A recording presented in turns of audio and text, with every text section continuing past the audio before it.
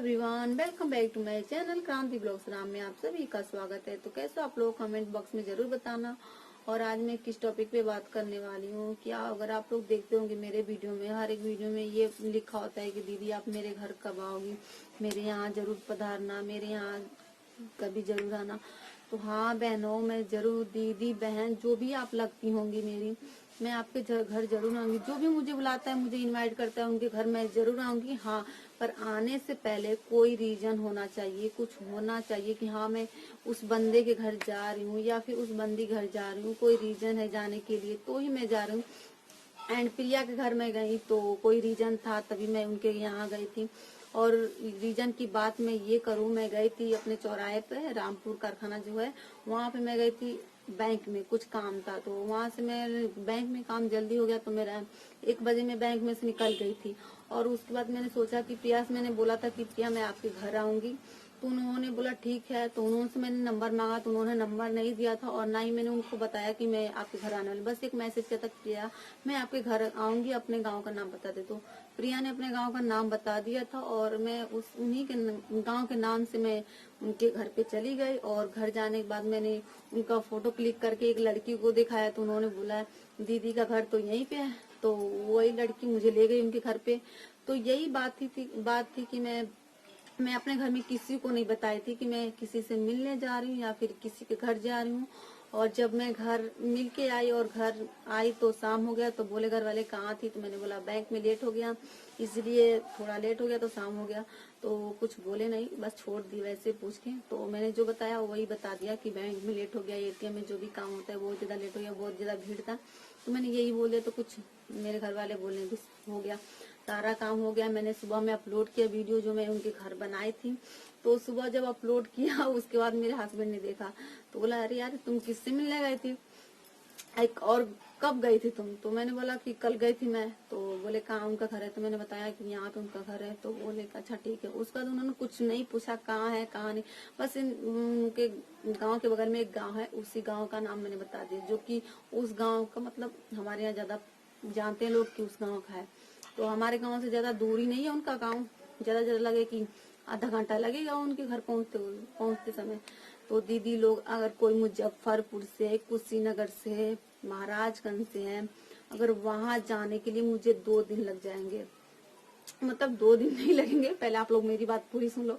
अगर जाएंगे हम तो जाते जाते फिर आप घर पहुंचेंगे, 2-3 घंटा लगेगा आपके घर जाने में। फिर वापस कैसे लौटेंगे। अगर आपके घर हम इतनी दूर जा भी रहे हैं तो थोड़ी सी बातें ना करें तो फिर जाने से क्या फायदा है, आप ही लोग बताओ।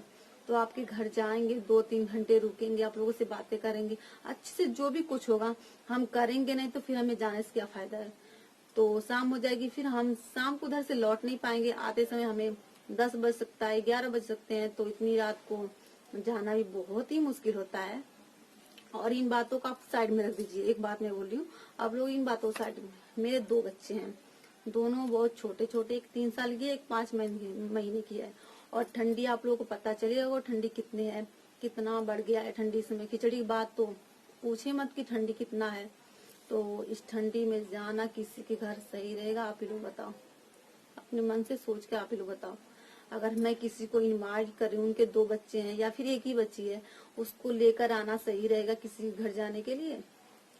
ये वीडियो बनाना किसी के लिए दिल को दुखाना नहीं है, बस मैं आप लोगों को यही बताना चाहती थी। मेरे 2 बच्चियां हैं, एक तो मान लो 3 साल की है, उसकी कोई बात नहीं है, मैं उसको घर भी छोड़ के आ सकती हूँ। और दूर जाने का सफर होता है तो मेरी छोटी सी बच्ची है 5 महीने की, उसको ले जाऊंगी, तबीयत खराब हो जाएगा, फिर हम क्या करेंगे, जाने से कोई फायदा है, हमारे बच्चों को नुकसान हो जाए तो फिर हमें कहीं जाने से कोई फायदा है, कोई फायदा नहीं है। तो दीदी लोग आप लोगों से रिक्वेस्ट है, हाथ जोड़ के विनती है, आप लोग कमेंट कर रहे हो मुझे अच्छा लग रहा है, पर आप एक मैं उनको क्या बोलूं। एक दीदी है वो बोली कि मेरे घर आना जरूर। मैंने ठीक है, मैंने वो दीदी से बोला दीदी आपका कहाँ घर है, तो उन्होंने बताया इस जिले में मेरा घर है। तो मैंने बोला ठीक है ओके, मैंने करके फिर मैंने ठीक है। तो फिर उन्होंने सुबह मेरे कमेंट मतलब देखा होगा, फिर मेरे अगले वीडियो में उन्होंने कमेंट किया दीदी आप तो मेरे घर आई नहीं। तो दीदी मैं आपसे एक बात करनी, बस आपने बताया मेरे जिले का नाम ये है और मैं दूसरे जिले में रहती हूँ, बस जिले के नाम से आपके घर में पहुंच जाऊंगी, आप ही बताओ पहुंच जाऊंगी आपके घर, नहीं पहुंच पाओगे। आपका नाम पता होना चाहिए, आपके घर के नाम पता हो, जो आपके घर के मुखिया हैं उनका नाम बहुत ज्यादा इम्पोर्टेंट होता है, क्योंकि मुखिया का नाम सबको पता होता है। हमारे ससुर जी हैं, हमारे ससुर जी का नाम गांव में सब लोग जानते हैं। अगर कोई आएगा हमसे मिलने तो मैं अपना नाम नहीं बताऊंगी कि मेरा नाम क्रांति, आप लोग हम मुझसे मिलने आओ।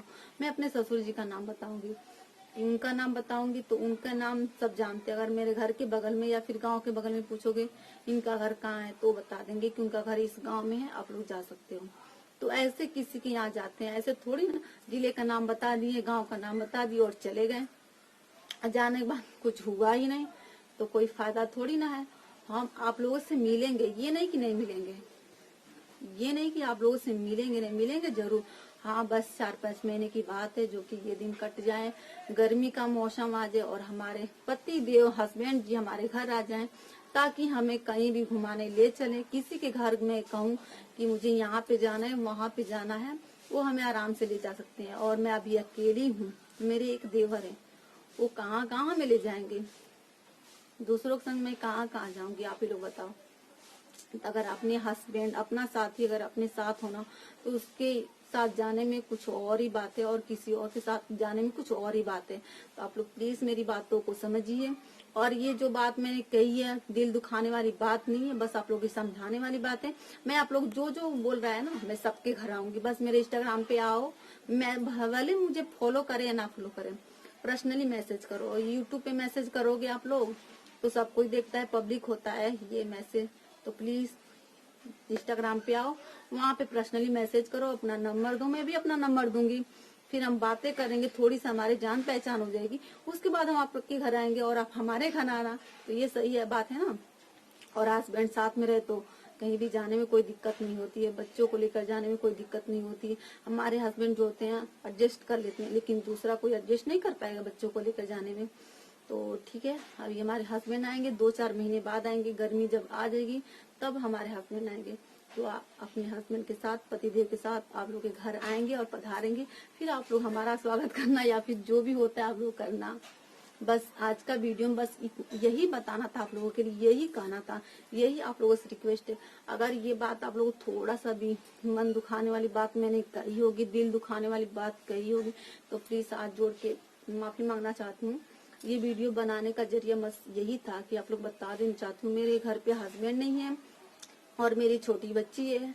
अगर मेरे पति देव घर पे भी रहते तो मैं नहीं आती, क्योंकि ठंडी का मौसम है, दूर जाने में मेरे बच्चों को दिक्कत होती, उनको तबीयत खराब हो जाती, तो फिर मैं ना इधर की ना उधर की बीच में लटकी रहती। तो गाइस आज की वीडियो में बस इतना ही। और अगर आप लोग मेरी बातें समझ में लगी होगी, अच्छी लगी तो एक लाइक कर देना, और चैनल पे पहली बार आए तो सब्सक्राइब जरूर कर देना। और बहनों से मैं यही रिक्वेस्ट करना चाहती हूँ कि कोई दिल दुखाने वाली वीडियो नहीं थी। अगर आप लोग हेट पहुंचा होगा, थोड़ा सा भी दुख लगा हो तो मुझे माफ करिएगा। Thank you so much.